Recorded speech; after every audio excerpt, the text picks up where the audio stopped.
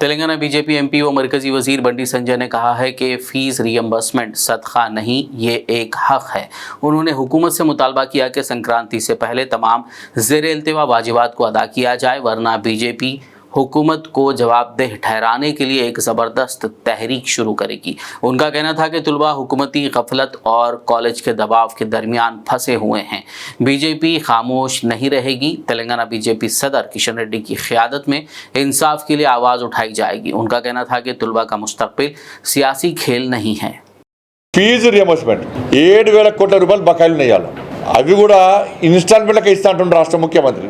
వాళ్ళు లోన్లు ఇవ్వాలి, వాళ్ళు ప్రభుత్వాలను నమ్మి వాళ్ళ పాఠశాలను విద్యార్థులకు సహాయం చేసే ప్రయత్నం ఇలా యాజమాన్యాలు చేసినాయి.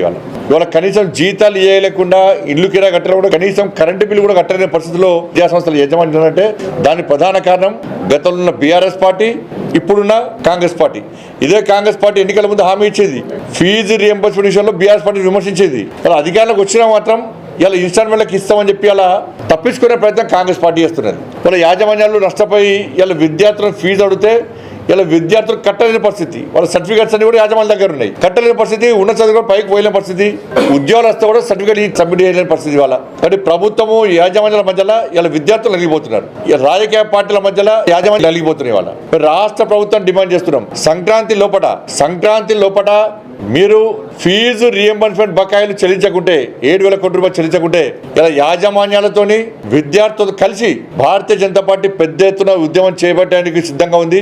మొన్ననే కిషన్ రెడ్డి గారి నేతృత్వంలో సమావేశం నిర్వహించినాం. ఆ సమావేశంలో ఫీజు రియంబర్స్మెంట్ విషయంలో కానీ అనేక అంశాల చర్చ జరిగింది. ఫీజు రియంబర్స్మెంట్ విషయంలో సంక్రాంతి వరకు వేచి చూసి సంక్రాంతి తర్వాత ఇదే కిషన్ రెడ్డి గారి నేతృత్వంలో ఈ తెలంగాణ రాష్ట్రంలో విద్యా సంస్థల యాజమాన్యాలు విద్యార్థులు కలిసి ఎట్టి పరిస్థితుల్లో మేము చేపట్టే ఆందోళనకు ప్రభుత్వం పక్క దిగిరాక తప్పదు, దిగి రావాల్సిందే. ఆ స్థాయిలో ఉద్యమం చేయడానికి ఇలా భారతీయ జనతా పార్టీ సిద్ధంగా ఉంది. వెంటనే ఫీజు రియంబర్స్మెంట్ బకాయిలు చెల్లించాల్సిందిగా భారతీయ జనతా పార్టీ డిమాండ్ చేస్తా ఉన్నది. Are you suffering from a diabetic foot?